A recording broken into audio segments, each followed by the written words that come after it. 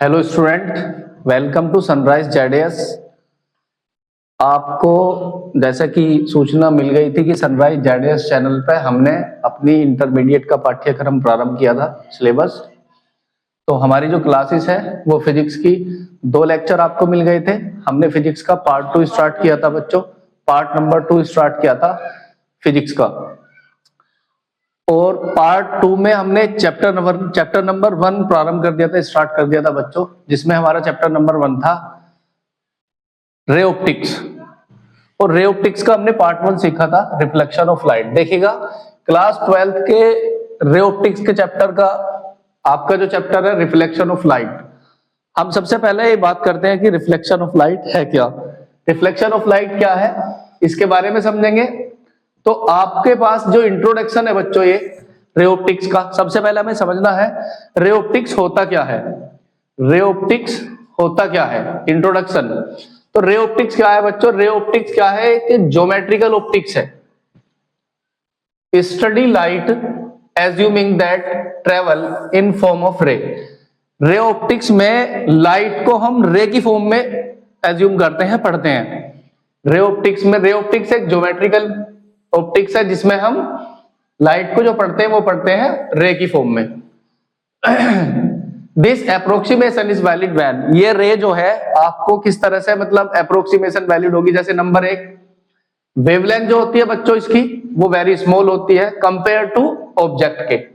Object की compare में wavelength जो होती है वो बहुत स्मॉल होती है, यानी बहुत कम होती है। यदि हम रे ऑप्टिक्स को रे मान करके यदि हम पढ़ेंगे तो ऑब्जेक्ट की कंपेयर में वो इसकी वेवलेंथ बहुत कम होती है। दूसरा, इसकी डीलिंग करेंगे हम किससे? मिरर से और लेंस है। और मिरर और लेंस हम इसकी इमेज फॉर्मेशन को समझेंगे। तो ये आपका इंट्रोडक्शन था इसमें रे ऑप्टिक्स का। देखिए नेक्स्ट पेज पे, अब आपके सामने हम देखेंगे बेसिक अजम्पशन।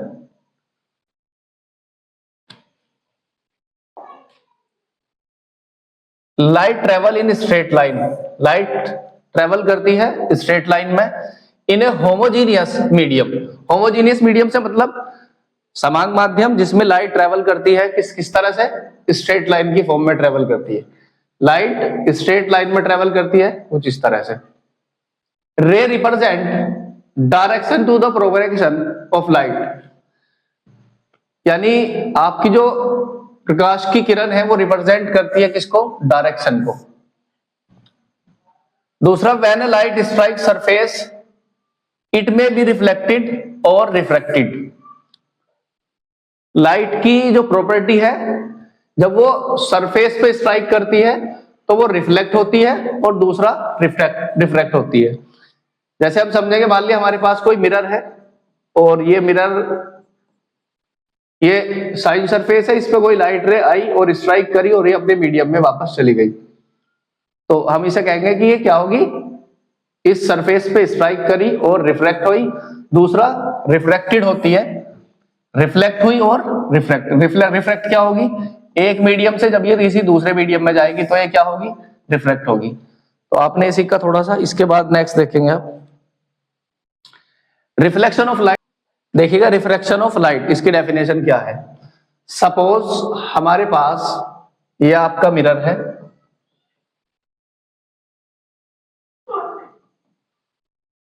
एक लाइट रे सेम मीडियम में आई और इस पॉलिश सरफेस पे टकराई और अपने मीडियम में वापस बाउंस कर गई।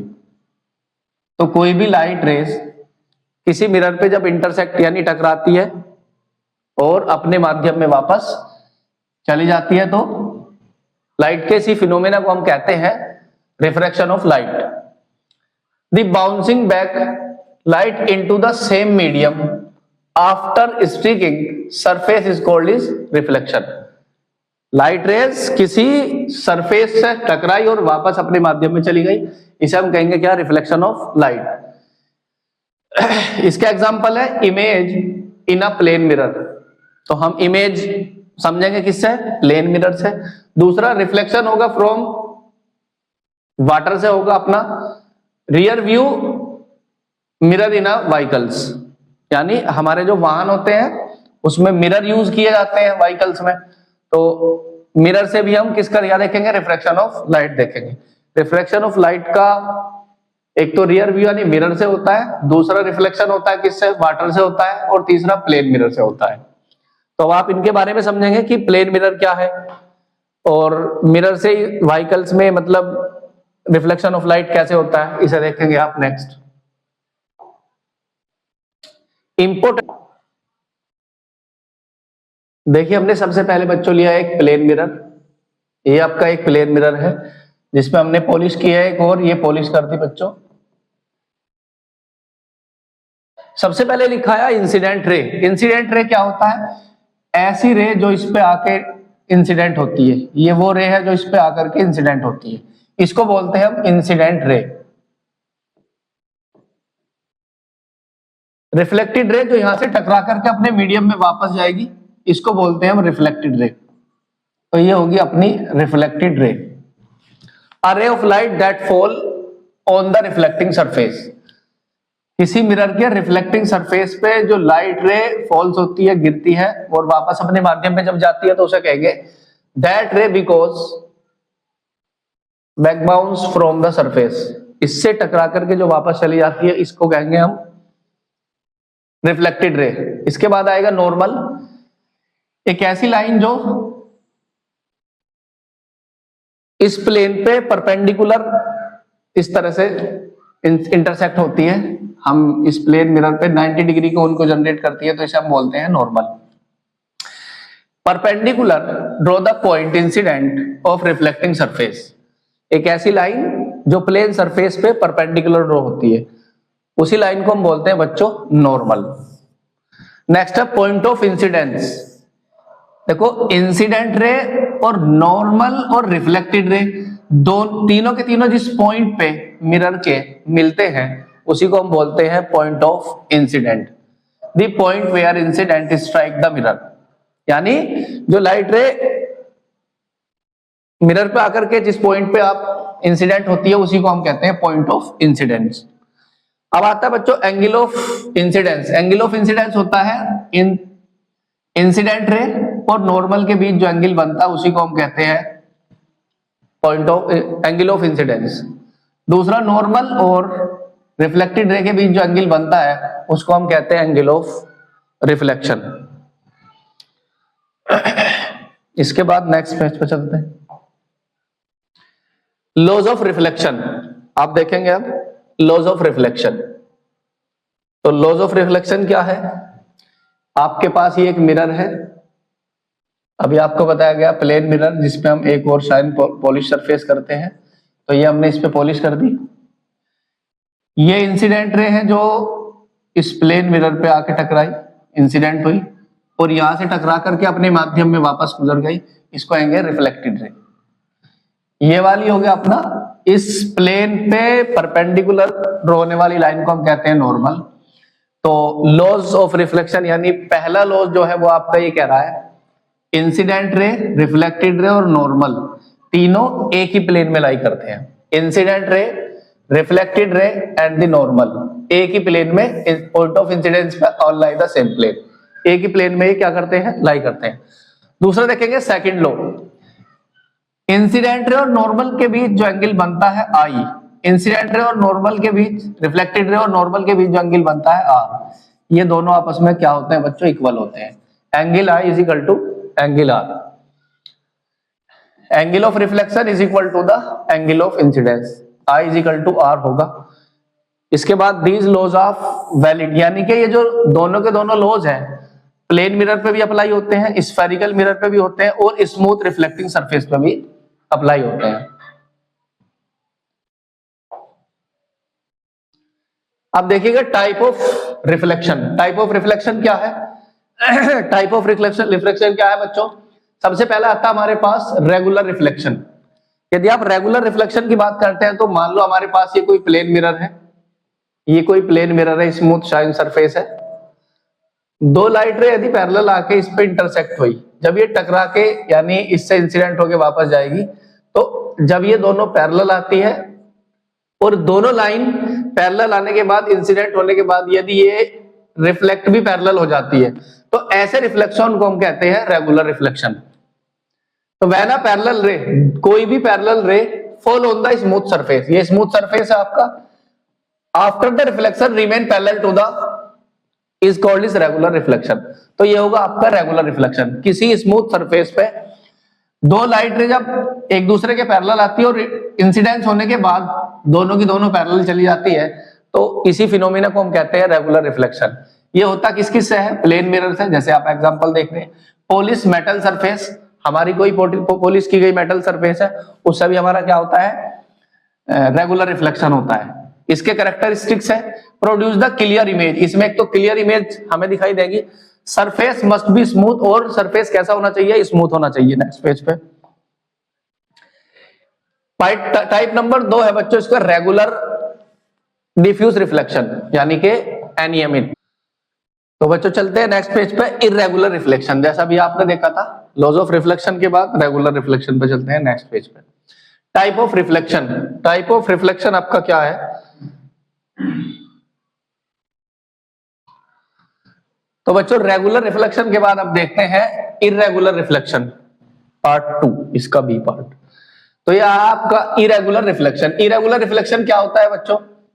इरेगुलर रिफ्लेक्शन पहला पैरेलल रे, कोई भी पैरेलल रे जो किसी रफ सरफेस पे are reflected different direction is called is irregular reflection. मतलब ऐसा सरफेस जो स्मूथ ना हो और पैरेलल आती है, ये दोनों की दोनों रे जब ये जाएंगी तो इनकी डायरेक्शन अलग अलग होगी, तो इसी फिनोमिना को हम कहेंगे इरेगुलर रिफ्लेक्शन।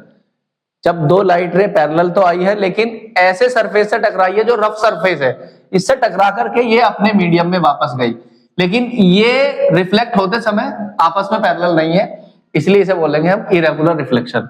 जैसे आप देखेंगे, जैसे आप दीवार से देखते हैं, दीवार जो है वॉल्स है ना, तो इससे इरेगुलर रिफ्लेक्शन होगा। जैसे पेपर हो गया आपका, रोड का सरफेस हो गया, सड़क से भी कैसा होता है? इरेगुलर रिफ्लेक्शन होता है।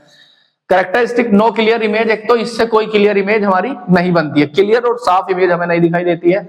हेल्प्स अस सी नॉन लुमिनस ऑब्जेक्ट, जितने भी हमारे नॉन लुमिनस ऑब्जेक्ट होते हैं वो इसी में हमारी हेल्प करते हैं इरेगुलर रिफ्लेक्शन को समझने में।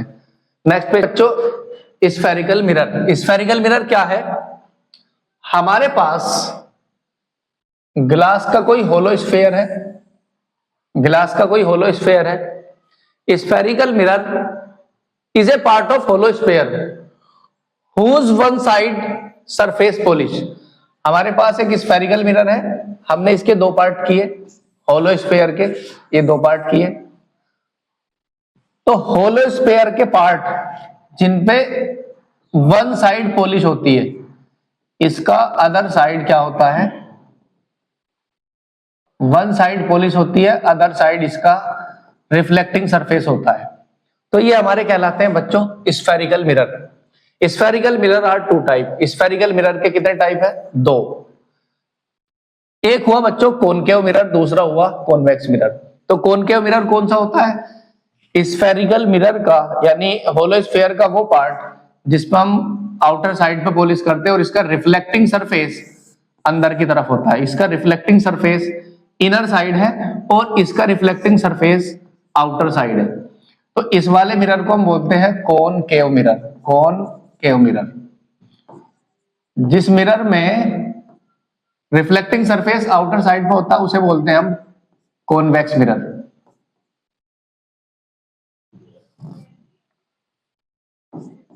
कॉन्वेक्स मिरर तो ऐसा मिरर जिसमें रिफ्लेक्टिंग सरफेस, ऐसा स्फेरिकल मिरर जिसमें रिफ्लेक्टिंग सरफेस इनर साइड पे हो उसे हम कॉनकेव मिरर कहते हैं। ऐसा स्फेरिकल मिरर जिसमें रिफ्लेक्टिंग सरफेस आउटर साइड पे हो उसे हम बोलते हैं convex mirror. A reflecting surface curve inward. Concave mirror में रिफ्लेक्टिंग सरफेस क्या होता है? इनवर्ड होता है, यानी अंदर की तरफ होता है। Is called is converging lens, converging mirror. इसको हम कन्वर्जिंग मिरर भी नाम देते हैं। कॉन्वेक्स मिरर देखिए, reflecting surface is curve outer. Convex mirror में जो रिफ्लेक्टिंग सरफेस होता है वो आउटर होता है, अभी आपको बताया। तो इसे हम क्या कहेंगे? कॉन्वेक्स मिरर करेंगे। और कॉन्वेक्स मिरर का दूसरा नाम डाइवर्जिंग भी है। इसको कन्वर्जिंग इसलिए भी कहते हैं, इस पे जो लाइट रे इंसिडेंट होती है,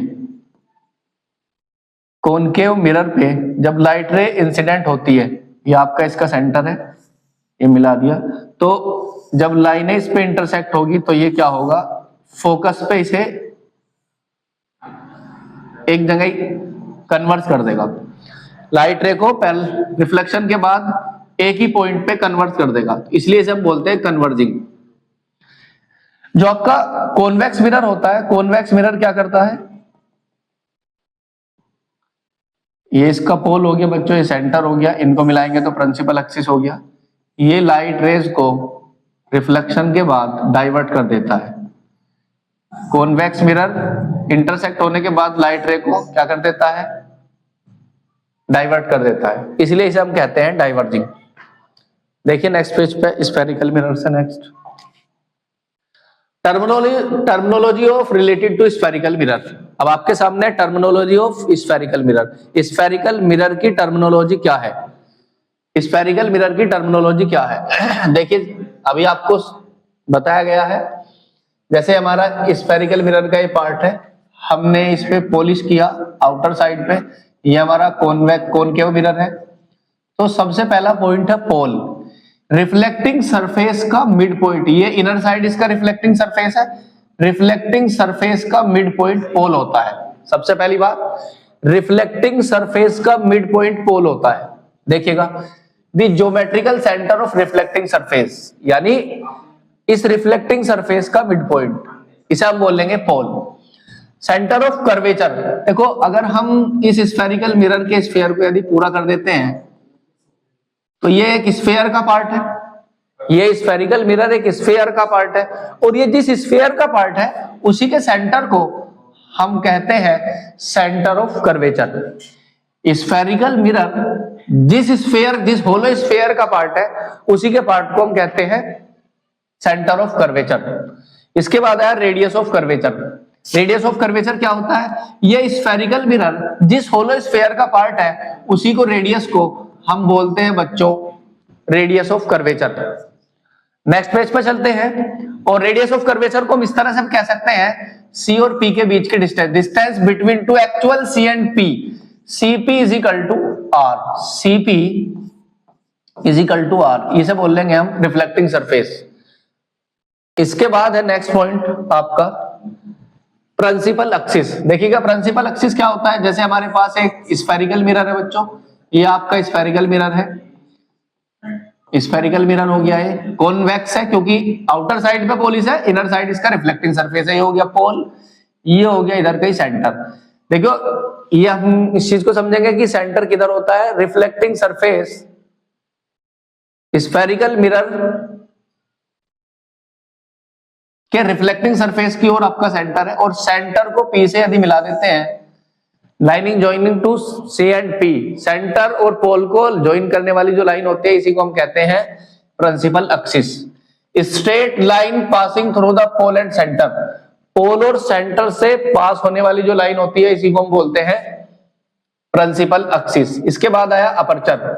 देखिए अपर्चर क्या होता है, ये जो आपका स्फेरिकल मिरर है, स्फेरिकल मिरर के रिफ्लेक्टिंग सरफेस का डायामीटर, जैसे हमने आपको बनाया, ये बनाया आपका स्फेरिकल मिरर, कॉनकेव मिरर के रिफ्लेक्टिंग सरफेस का डायामीटर, ये कहलाता है इसका aperture.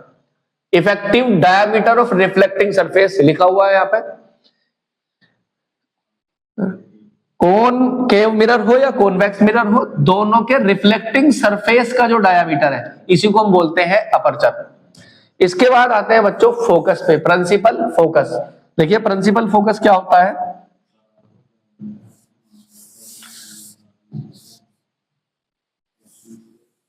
Principal focus, principal focus को समझते हैं। ये आपका एक स्फेरिकल मिरर है, स्फेरिकल मिरर है बच्चों, ये हो गया इसका पोल और ये हो गया इसका सेंटर। सेंटर और पोल को जो मिलाते हैं इसे बोलते हैं प्रिंसिपल एक्सिस। कोई भी लाइट रे जो प्रिंसिपल एक्सिस के पैरेलल इंटरसेक्ट होती हो, रिफ्लेक्ट होने के बाद प्रिंसिपल एक्सिस के जिस पॉइंट से होके पास होती है वही पॉइंट इसका फोकस होता है। हमने क्या बताया, ये आपका प्रिंसिपल एक्सिस है, प्रिंसिपल एक्सिस के पैरेलल जो लाइट रे इंटरसेक्ट होती है, इंसिडेंट होती है, इंसिडेंट के बाद ये प्रिंसिपल एक्सिस के जिस पॉइंट से होकर पास होती है उसी पॉइंट को कहते हैं फोकस। जैसे आपने देखा कॉनकेव मिरर में a ray parallel to the principal axis, एक ऐसी रे जो parallel to the principal axis I after reflection passing through the principal axis. Reflection के बाद प्रिंसिपल एक्सिस के जिस पॉइंट से होके पास हो रही है उसी पॉइंट को हम बोलते हैं फोकस। नेक्स्ट देखते हैं कॉन्वेक्स मिरर में। कॉन्वेक्स मिरर में इसका जस्ट अपोजिट होता है। देखिए ये आपका कॉन्वेक्स मिरर है। कॉन्वेक्स मिरर में आपको पता भी है कि इसके इनर साइड में पॉलिश करते हैं और रिफ्लेक्टिंग सरफेस इसका आउटर साइड पे होता है। ये हो गया इसका पोल, ये हो गया सेंटर, और lining joining to P and C, C और पी को मिलाने वाली जो लाइन होती है इसको प्रिंसिपल एक्सिस बोलते हैं। Light ray parallel to the principal axis I. आपको पता है मैंने अभी इससे पहले बताया था कि हम कॉन्वेक्स मिरर को डाइवर्जिंग मिरर बोलते हैं, तो ये रेज को डाइवर्ट करता है। कॉनकेव मिरर जो है लाइट रे को प्रिंसिपल एक्सिस की ओर कन्वर्ट करता है, जबकि ये इसके अपोजिट डायरेक्शन में इसे डाइवर्ट करता है। यदि यहां कोई प्रेक्षक है यानी देखने वाला है तो देखिएगा यहां से इस लाइन को देखेंगे तो ये लाइन पीछे की तरफ से आती हुई हमें नजर आएगी। तो जिस पॉइंट से आती हुई नजर आ रही है उसी पॉइंट को हम बोलते हैं बच्चों फोकस। तो कॉन्वेक्स मिरर में ये ऐसा फील होता है कि ये फोकस से आती हुई हमें फील होती है। A ray parallel to the principal axis after reflection appear to divert from the principal axis। तो जो कॉन्वेक्स मिरर होता है इसमें फोकस आपका वर्चुअल होता है। फोकल लेंथ अगला टर्मिनोलॉजी है बच्चों ये आपकी फोकल लेंथ है।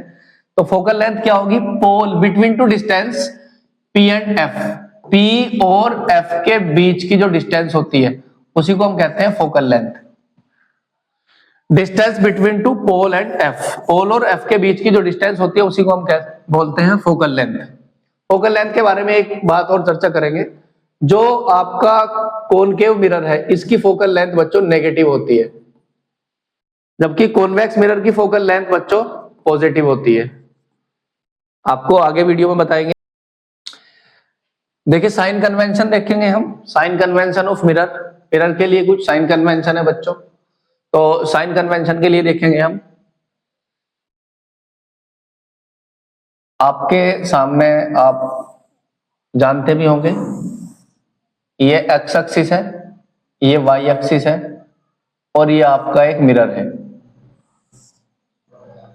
ये आपका है मिरर। सपोज हमने एक्स एक्सिस ये जो पॉइंट है बच्चों ये इसका ओरिजिन है। तो इस मिरर पे हमने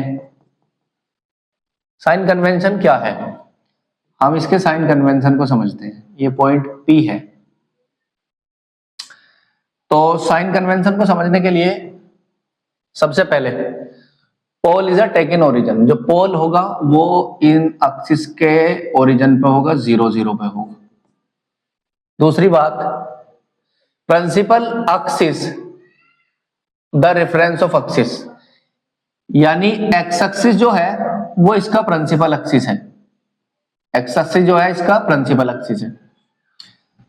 अब हमें ये समझना है, जो हमें इमेज बनानी है या न्यूमेरिकल्स हमें करने हैं या डेरिवेशन हमें करने हैं, तो हमें साइन कन्वेंशन को समझना जरूरी है। तो साइन कन्वेंशन को समझने के लिए बच्चों सबसे पहले हमें ये पता होना चाहिए कि जी मिरर पर लाइट रे हम लेफ्ट साइड से इंसिडेंट कराते हैं।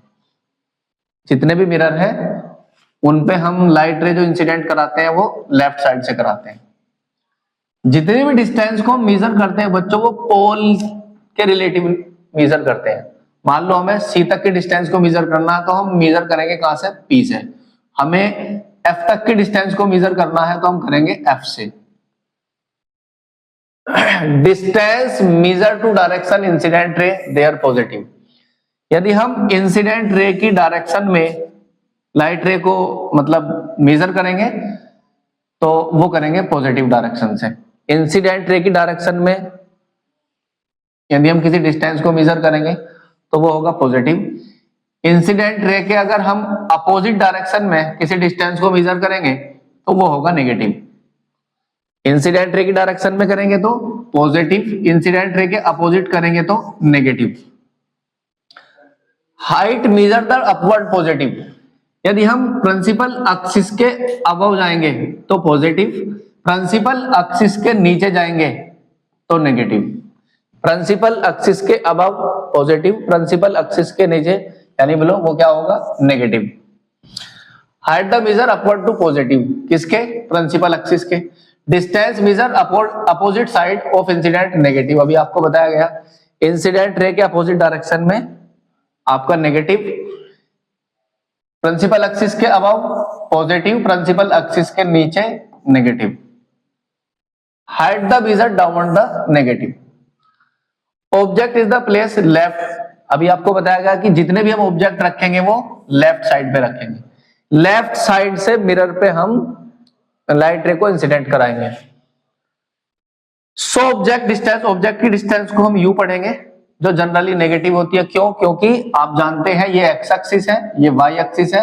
एक्स एक्सिस की ये पॉजिटिव डायरेक्शन है, एक्स एक्सिस की ये नेगेटिव डायरेक्शन है, तो ये लेफ्ट साइड होगी। और जितने भी हम ऑब्जेक्ट रखते हैं वो लेफ्ट साइड पे रखते हैं, इसलिए वो होती है नेगेटिव। नेक्स्ट पेज पे चलते हैं। रे diagram of image formation of concave mirror. Concave mirror के लिए हम कुछ रे डायग्राम समझेंगे। तो रे डायग्राम समझने के लिए पहले हमें कुछ इंपोर्टेंट रेज समझनी होगी। सबसे पहले देखिए हमारे पास कॉनकेव मिरर है, ये आपका कॉनकेव मिरर है, कॉनकेव मिरर। अब हमें कुछ इंपोर्टेंट रेज हैं उनके बारे में समझना होगा। तो आप जानते हैं कॉनकेव मिरर का रिफ्लेक्टिंग सरफेस इनर साइड पे होता है, तो ये इनर साइड पे रिफ्लेक्टिंग सरफेस है। रिफ्लेक्टिंग सरफेस का मिड पॉइंट पोल होता है और इधर यहाँ इस पॉइंट पे कोई सेंटर है। सेंटर को यदि पी से मिलाते हैं तो आपका ये होता है प्रिंसिपल एक्सिस। क्लियर, सी और पी को मिलाने वाली जो लाइन है उसे बोलते हैं प्रिंसिपल एक्सिस। यदि कोई लाइट रे प्रिंसिपल एक्सिस के पैरेलल आती है, कोई लाइट रे यदि प्रिंसिपल एक्सिस के पैरेलल आती है तो इंसिडेंट होने के बाद वो फोकस से पास होती है। रूल नंबर 1, रूल नंबर 1 यानी रूल नंबर फर्स्ट हो गया कि कोई भी लाइट रे प्रिंसिपल एक्सिस के यदि पैरेलल आएगी तो इंसिडेंट होने के बाद आफ्टर रिफ्लेक्शन वो फोकस से पास होगी। कौन से पॉइंट से पास होगी, फोकस से पास होगी। इन जनरली ऐसा ही होता है हमारा कॉन्वेक्स मिरर में। देखिएगा कॉन्वेक्स मिरर में ये आपका कॉन्वेक्स मिरर है, ये हो गया आपका पॉइंट P, ये हो गया आपका C। इन दोनों लाइनों को मिलाएंगे तो प्रिंसिपल एक्सिस। कोई भी लाइट रे जो प्रिंसिपल एक्सिस के पैरेलल आएगी वो फोकस से होके पास होगी। तो आपको जानते हैं क्योंकि डाइवर्जिंग है इसलिए ये किसी फोकस के पॉइंट से आती हुई हमें नजर आएगी। तो ये आपका फोकस है F। तो हमने पहली इंपोर्टेंट रे यानी इसका पहला नियम आपने देखा क्या, प्रिंसिपल एक्सिस के पैरेलल जो लाइन इंसिडेंट होती है आफ्टर रिफ्लेक्शन वो फोकस से पास होती है। Rule number 1। Next rule number 2, देखिए रूल नंबर 2 क्या कहता है हमें, ये आपका कॉन्वेक्स मिरर है, कॉनकेव मिरर है सॉरी। कॉनकेव मिरर में आप जानते हैं ये आपका रिफ्लेक्टिंग सरफेस जिसका पॉइंट P यानी पोल, ये हो गया आपका सेंटर C और P को अगर मिलाते हैं तो ये बनता है आपका प्रिंसिपल एक्सिस। कोई भी लाइट रे जो आपके फोकस से आके इंसिडेंट होती है, अगर कोई लाइट रे फोकस से इंसिडेंट होती है, फोकस से यदि इंसिडेंट होती है तो after reflection parallel to the principal axis हो जाती है। रिफ्लेक्शन के बाद वो parallel to the principal axis हो जाती है। ऐसा ही हमें कॉन्वेक्स मिरर में देखने को मिलता है। तो ये आपका कॉन्वेक्स मिरर है, कॉन्वेक्स मिरर में भी ऐसा ही होता है। ये पॉइंट आपका P है और ये है आपका C, इसको मिला देंगे तो प्रिंसिपल एक्सिस हुआ। प्रिंसिपल एक्सिस यानी अब हमें लानी है लाइन इस पे फोकस पे। तो कोई भी लाइट रे जो फोकस से आएगी आफ्टर रिफ्लेक्शन प्रिंसिपल एक्सिस के पैरेलल हो जाएगी। ये वो आपका रूल नंबर 2। अब रूल नंबर 3 देखेंगे। रूल नंबर 3 क्या होता है, ये आपका ये तीसरा पॉइंट है, कॉनकेव मिरर हो गया सॉरी, कॉनकेव मिरर। और कॉनकेव मिरर का ये पॉइंट हो गया P, ये पॉइंट हो गया आपका C, ये लाइन प्रिंसिपल एक्सिस मिलाने वाली पॉइंट अभी आपको बताया गया। यदि कोई लाइन सेंटर से होके पास होती है, ऐसी लाइन जो सेंटर से होके पास होएगी, तो आफ्टर रिफ्लेक्शन वो वापस भी अपने उसी पाथ को फॉलो करती हुई वापस जाएगी। सेंटर से जो लाइन आती है वो आफ्टर रिफ्लेक्शन भी सेंटर से होकर पास होगी। ऐसा ही आपका कॉन्वेक्स मिरर में देखने को मिलता है। ये आपका कॉन्वेक्स मिरर है, ये हो गया आपका पोल और ये हो गया आपका सी प्रिंसिपल एक्सिस। अगर कोई लाइट रे फोकस पे आ जाए, किस पे आ जाए? फोकस पे, वो सेंटर पे आ जाए तो वापस भी वो सेंटर से ही जाएगी। तो ये हो गया आपका रूल नंबर 3। अब रूल नंबर 4 आप देखेंगे। रूल नंबर 4 यदि आप देखेंगे, यानी रूल नंबर 4 क्या कहता है? ये आपका कॉन्वेक्स मिरर है, कॉनकेव मिरर है सॉरी।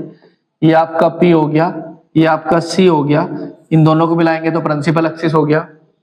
यदि कोई लाइट रे पोल पे जितना एंगल जनरेट करेगी, उसी एंगल पे वो लाइट रे वापस जाएगी, उसी एंगल पे। रूल नंबर 4 ऐसा ही कॉन्वेक्स मिरर में देखने को मिलता है। ये आपका कॉन्वेक्स मिरर है, ये हो गया पॉइंट P, ये हो गया C, दोनों को मिलाएंगे तो प्रिंसिपल एक्सिस पोल पे जितना एंगल जनरेट करेगी, पोल पे जितना एंगल जनरेट करेगी, उसी एंगल से वो आफ्टर रिफ्लेक्शन यानी उसी एंगल पे वो वापस जाएगी। तो ये आपके कुछ 4 नियम है बच्चों। देखो रूल नंबर 1 सबसे पहले आपको बताया गया था।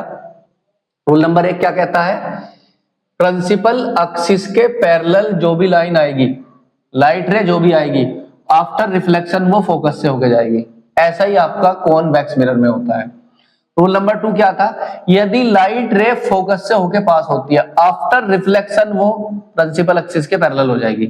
यदि कोई लाइट रे सेंटर से होके पास होती है तो आफ्टर रिफ्लेक्शन भी वो सेंटर से होके जाएगी। यदि कोई लाइट रे पोल पर जितना एंगल जनरेट करेगी, उसी एंगल पे वो वापस जाएगी। ये 4 रूल्स है हमारे इमेज फॉर्मेशन के लिए। आपने देखा भी होगा, यहां लिखा हुआ भी है। पहला point number 1, a ray parallel to the principal axis passes through the focus of after reflection। जो लाइट रे प्रिंसिपल एक्सिस के पैरेलल आती है, इसमें देखेंगे आप, वो फोकस से होके पास होती है। a ray passing through the focus become parallel to the principal axis after reflection। Point number 2 ये रहा, देखो इस पॉइंट नंबर 2 को यहां समझाया गया है। फोकस से जो लाइन आएगी वो parallel to the principal after reflection होकर जाएगी। रूल नंबर 4 देखिएगा, रूल नंबर 2 आप समझ पाए। a ray passing through the center of curvature reflecting its path, यानी जो लाइट रे कैसे आएगी? सेंटर से आएगी तो आफ्टर रिफ्लेक्शन भी कहां से जाएगी? सेंटर से होके जाएगी।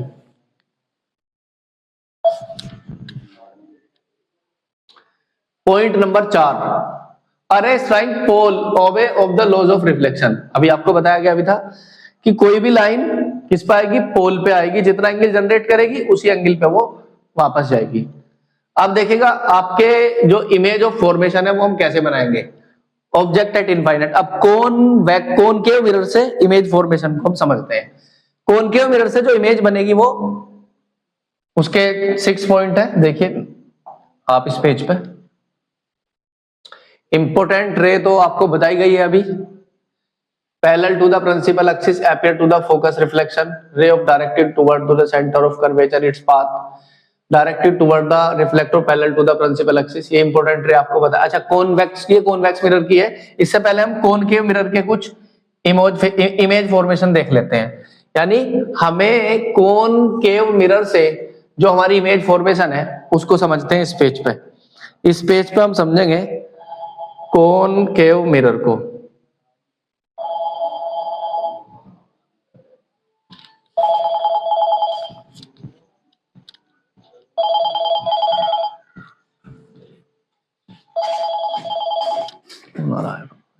रुको, ये वीडियो पे है नहीं, काट दो, सुनो मत ना।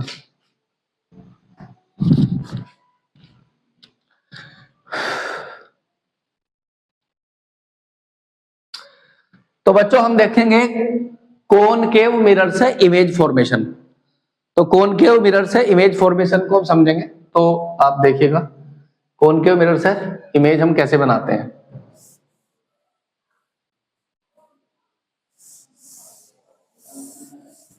कॉनकेव मिरर से इमेज कैसे बनेगी?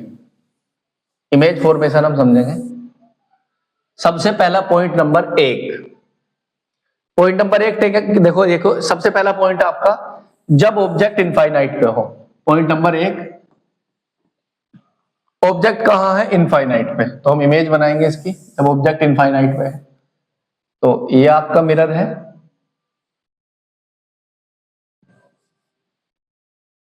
ये आपका मिरर है,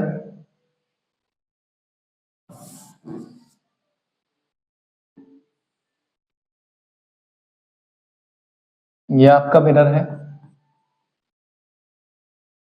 अब देखो हम उन 4 जो 4 नियम हमें आपको रूल्स बताए हैं उन्हीं को फॉलो करके हम इन्हें बनाएंगे। ये आपका हो गया बच्चों पोल, ये हो गया आपको सेंटर, ये हो गया आपका सेंटर, ये हो गया आपका सेंटर। सेंटर को पी से मिलाएंगे तो प्रिंसिपल एक्सिस। सबसे पहले हमने देखा ऑब्जेक्ट इनफाइनाइट पे है, तो आप जानते हैं इनफाइनाइट से जो भी लाइन आती है वो parallel to the principal axis होती है। अब ये आफ्टर रिफ्लेक्शन फोकस से होके पास होगी, ये गई आपकी फोकस से। कहां से होके गई? फोकस से। इसी तरह से आप एक और लाइट रे आप डाल सकते हैं इसमें, दूसरी लाइट रे देख सकते हैं।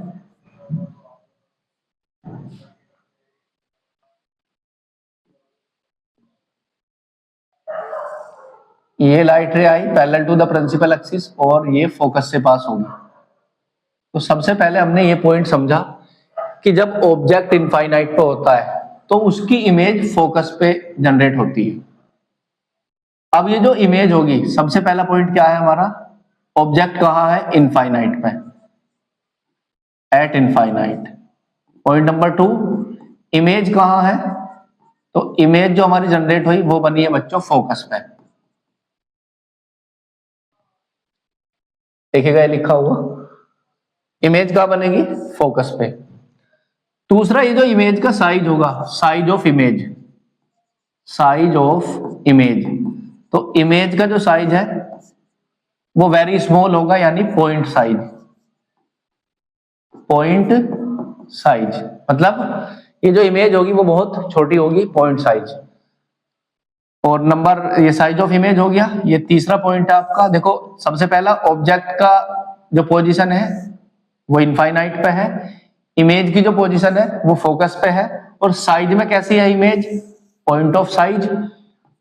उसका नेचर क्या है? तो नेचर यदि हम समझेंगे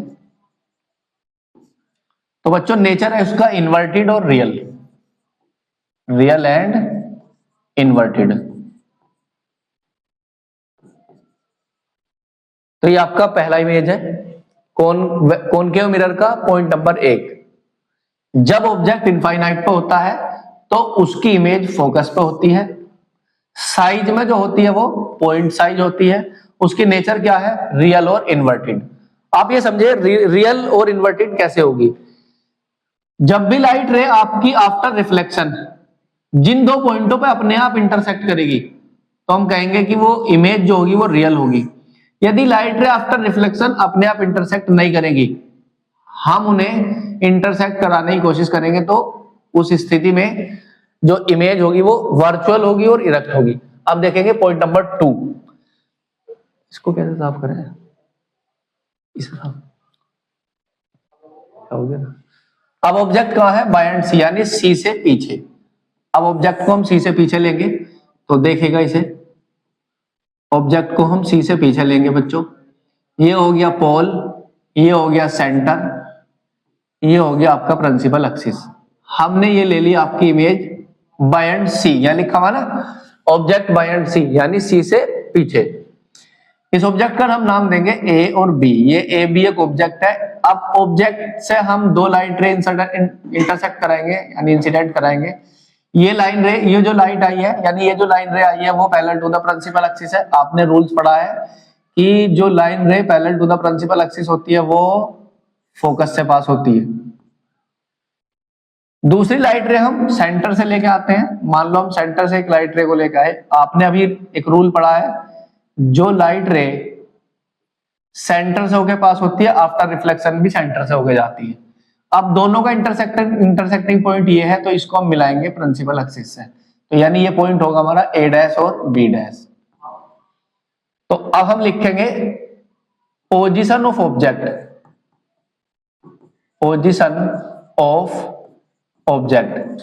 तो बच्चों आपने देखा पोजीशन ऑफ ऑब्जेक्ट क्या है, अभी हमने लिखा था बाय एंड सी, यानी कि इसे हम ऐसे भी कह सकते हैं बिटवीन इनफाइनाइट एंड सी, सी के और इनफाइनाइट के बीच में।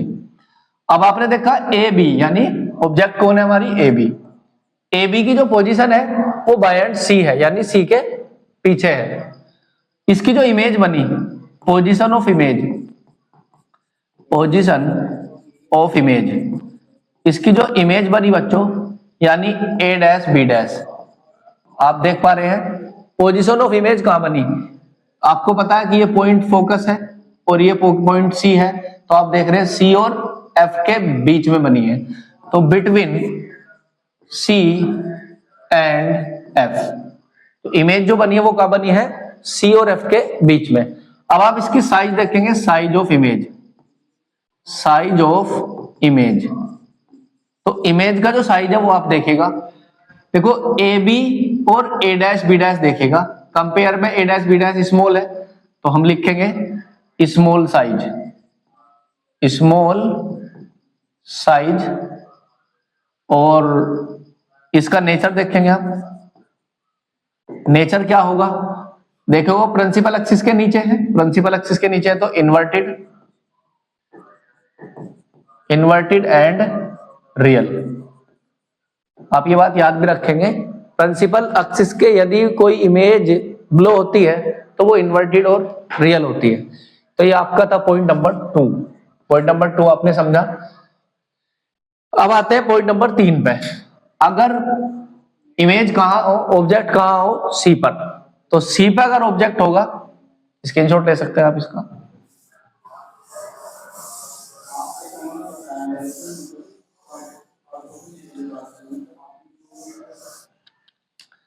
ऑब्जेक्ट कहां है, एट सी पे। तो फिर से देखते हैं पॉइंट नंबर 3 हमारा, ऑब्जेक्ट सी पर लेंगे, ये आपका P हो गया, ये आपका C हो गया, और ये लाइन होगी पैरेलल टू द ये आपका प्रिंसिपल एक्सिस हो गया। आपको ऑब्जेक्ट को C पे लेना है, डायरेक्ट हमें C पे लेना है, ये ले लिया हमने C पे, तो एक लाइन हम ड्रॉ करेंगे parallel to the principal axis, parallel to the principal axis, ये लाइन ड्रॉ करेंगे parallel to the principal axis. और आप जानते हैं इस रूल के अकॉर्डिंग ये फोकस से होकर पास होगी। अब हम दूसरी लाइन ड्रॉ करेंगे जो फोकस से आएगी, और जो लाइन फोकस से आती है वो parallel to the principal axis जाती है। तो अब देखेगा आपने ये जो इमेज देखी, यानी ये है हमारा ए बी और ये हो जाएगा ए डैश बी डैश। तो आपने ये देखा, ये लाइट रे आई और इस तरह से गई, यानी प्रिंसिपल एक्सिस के पैरेलल गई। जो लाइन फोकस से आती है, रूल्स में बताया गया था कि जो लाइन फोकस से आती है वो after reflection parallel to the principal axis हो जाती। तो आपने देखा यहाँ पे क्या हुआ, देखो इमेज भी सेंटर पे है, वो ऑब्जेक्ट भी सेंटर पे है और इमेज भी सेंटर पे है, तो एट सी, इमेज एट सी, सी पे बनी है। दूसरा, ये इमेज सेम साइज की है, ऑब्जेक्ट के सेम साइज की, यानी जो साइज ऑब्जेक्ट का वही साइज इमेज का है। और देखो आपने ये तो देखा प्रिंसिपल एक्सिस के बिलो है, तो आप देख रहे हो रियल और इन्वर्टेड, तो ये रियल और इन्वर्टेड है। आपने पॉइंट नंबर 3 का रे डायग्राम समझा। इसके बाद हम देखेंगे पॉइंट नंबर 4 का रे डायग्राम, ये 30 पॉइंट नंबर 3 का रे डायग्राम, तब चौथे का रे डायग्राम आप देखेंगे। आपके जो ऑब्जेक्ट है वो बिटवीन सी एंड एफ, सी और एफ के बीच में ऑब्जेक्ट है, तो ये बना दिया अपने कॉनकेव मिरर, ये हो गया P, ये हो गया C, ये हो गया प्रिंसिपल एक्सिस, ये पॉइंट हो गया F, F और C के बीच हमने ऑब्जेक्ट रखा, एक line parallel to the principal axis गई। Parallel to the principal axis वाली लाइन क्या होती है, फोकस से पास होती है। एक लाइन को हम ड्रॉ करा देंगे फोकस से ड्रॉ करा देंगे, और जो लाइन फोकस से आती है वो after reflection parallel to the principal axis हो जाती है। दोनों लाइनों को इंटरसेक्शन पॉइंट जो है वो ये है, इस पॉइंट को हम मिला देंगे प्रिंसिपल एक्सिस से। तो ये हो गया अपना ए और ये हो गया बी, ये हो गया ए डैश और ये हो गया बी डैश। तो आपने देखा इस स्थिति में, इस केस में, जब ऑब्जेक्ट सी और एफ के बीच है तो उसकी जो इमेज है वो बिहाइंड द सी हो गई, यानी बायंड सी, सी से पीछे चली गई। देखेंगे इमेज बायंड सी हो गई और प्रिंसिपल एक्सिस के नीचे है तो रियल और इन्वर्टेड होगी और ये मैग्नीफाइड होगी। मैग्नीफाइड मतलब ऑब्जेक्ट से लार्जर होगी, ऑब्जेक्ट से ये बड़ी होगी, तो इसलिए इसे बोलते हैं मैग्नीफाइड। तो आपने पॉइंट नंबर 4 का रे डायग्राम सीख लिया। अब आप देखेंगे ऑब्जेक्ट कहाँ है, आपके फोकस पे है। पॉइंट नंबर 5, अगर ऑब्जेक्ट को हम फोकस पे रखें, यदि ऑब्जेक्ट फोकस पे होगा तो देखिएगा रे डायग्राम कैसे बनेगा। तो ऑब्जेक्ट जब फोकस पे होगा तो ये हो गया P, ये हो गया बच्चों C, ये हो गया प्रिंसिपल एक्सिस, ये है आपका फोकस F। कोई लाइट रे, देखो ये ऑब्जेक्ट किस पे है, फोकस पे है, और light ray parallel to the principal axis जब आएगी तो वो फोकस से होके पास होगी। दूसरी लाइट रे हम देखो सेंटर से लेके आते हैं बच्चों। अगर लाइट रे सेंटर से आएगी तो आफ्टर रिफ्लेक्शन भी वो सेंटर से होके जाएगी। आफ्टर रिफ्लेक्शन देखो पैरेलल वाली लाइन फोकस से जाएगी, ये सेंटर से आने वाली सेंटर से जाएगी। तो इन दोनों लाइनों के बीच देखो आगे और पीछे जो गैप है वो सेम है, यानी ये पैरेलल जा रही है तो ये इनफाइनाइट तक ऐसे ही जाएगी। तो इस केस में तो इमेज इनफाइनाइट पे पहुंचेगी, इनफाइनाइट पे पहुंचेगी और रियल और इन्वर्टेड होगी और हाईली इनलार्ज होगी। मतलब हाईली इनलार्ज का मतलब बहुत बड़ी होगी, बहुत बड़ी होगी। अब इसके बाद छठा पॉइंट है बच्चों, ऑब्जेक्ट एफ और पी के बीच है। तो हम यहां बना देते हैं छठे पॉइंट पे। छठा पॉइंट है आपका एफ और पी के बीच, एफ और पी के बीच, एफ और पी के बीच। ये हो गया पॉइंट पी, ये हो गया बच्चों सी, ये हो गया आपका प्रिंसिपल एक्सिस, प्रिंसिपल एक्सिस हो गया, ये हो गया आपका फोकस एफ। हमने ऑब्जेक्ट रख दिया पी और एफ के बीच, एक लाइन हम ले गए parallel to the principal axis, parallel to the principal axis गई तो आफ्टर रिफ्लेक्शन फोकस से होके पास होगी, आफ्टर रिफ्लेक्शन फोकस से होके पास होगी। एक लाइट रे हम सेंटर से लेके आएंगे, जैसा कि इस केस में आपने देखा था आफ्टर रिफ्लेक्शन सेंटर से ही जाएगी। जो लाइट रे सेंटर से आती है सेंटर से होके पास होती है। आप इस वाले और इस वाले केस में देखिए, छठे केस में और पांचवें केस में यदि आप देखेंगे इंसिडेंट रे और रिफ्लेक्टेड रे के बीच का जो गैप है वो सेम है, यानी ये दोनों लाइनें पैरेलल है और पैरेलल लाइन तभी हो सकती है जब वे इनफाइनाइट तक जाएं। तो ये लाइनें आफ्टर रिफ्लेक्शन इनफाइनाइट तक जाएगी, इसलिए ये इमेज हाईली डायमेंशनड होगी, यानी बहुत बड़ी होगी। जबकि आप देखेंगे इंसिडेंट रे और रिफ्लेक्टेड रे के बीच का जो गैप है वो ज्यादा है। देखो पीछे गैप इसमें कम है और आगे गैप कम है। यदि हम इन्हें आगे तक लेके जाएंगी तो ये आपस में इंटरसेक्ट नहीं होगी। तो हम क्या करेंगे, इसे पीछे की तरफ जाके इंटरसेक्ट कराएंगे। यदि हम इसे पॉइंट ऐसे ले जाएंगे तो देखिए अपना आप आपको इस पॉइंट पे जाके इंटरसेक्ट हुई है। तो इस वाले केस में आप देखेंगे ये इसका स्पेशल केस है और एग्जाम की दृष्टि के पॉइंट ऑफ व्यू से भी इंपॉर्टेंट है। इस पॉइंट को यदि आप समझेंगे तो ये इमेज एक तो ऑब्जेक्ट की कंपैरिजन में बड़ी है, ये जो इमेज है ऑब्जेक्ट की कंपैरिजन में बड़ी है। दूसरी बात, 5 केस में हमने देखा था सभी इमेज जो मिरर है उसके फ्रंट साइड पे बनी है और सारी रियल और इन्वर्टेड है। छठे केस में आपने देखा इमेज जो है बिहाइंड द मिरर चली गई है, यानी इस छठे केस में कॉनकेव मिरर के छठे केस में इमेज बिहाइंड द मिरर हो गई है। दूसरी बात, इमेज जो है ऑब्जेक्ट से लार्जर है, बड़ी है और अबव द प्रिंसिपल एक्सिस है। आपने 5 केस में देखा सभी image below the principal axis है, यानी प्रिंसिपल एक्सिस के केस में सभी नीचे है और प्रिंसिपल एक्सिस के जब नीचे इमेज होती है सब रियल और इन्वर्टेड होती है। प्रिंसिपल एक्सिस के अबव जो भी इमेज होगी वो इरेक्ट होगी और वर्चुअल होगी। तो ये छठा केस है आपका। अब ऑब्जेक्ट कहां है, एफ और पी के बीच, इमेज बिहाइंड द मिरर है, इमेज बिहाइंड द मिरर है, वर्चुअल है, इरेक्ट है और मैग्नीफाइड है। थैंक यू, आज इतना ही। आपसे मिलते हैं कल की वीडियो में। आज आपने देखा कॉनकेव मिरर से इमेज फॉर्मेशन, कल हम समझेंगे कॉन्वेक्स मिरर से इमेज फॉर्मेशन और कुछ इसमें फॉर्मूले दिए गए हैं जैसे focal length, relation between two focal length और रेडियस ऑफ कर्वेचर, इसका हम डेरिवेशन करेंगे, F इक्वल टू R/2 को प्रूव करेंगे। उसके बाद एक डेरिवेशन आएगा relation between two focal length, image distance and object distance, यानी 1/v plus 1/u is equal to 1/f, उस डेरिवेशन को करेंगे। इसमें एक फॉर्मूला और है लीनियर मैग्निफिकेशन का, उसको भी हम प्रूव करेंगे। फिलहाल आज की क्लास में इतना ही, मिलते हैं आपसे कल की वीडियो में। Thank you for watching video, like करिए, शेयर करिए दोस्तों के साथ, सब्सक्राइब करिए चैनल को। Thank you.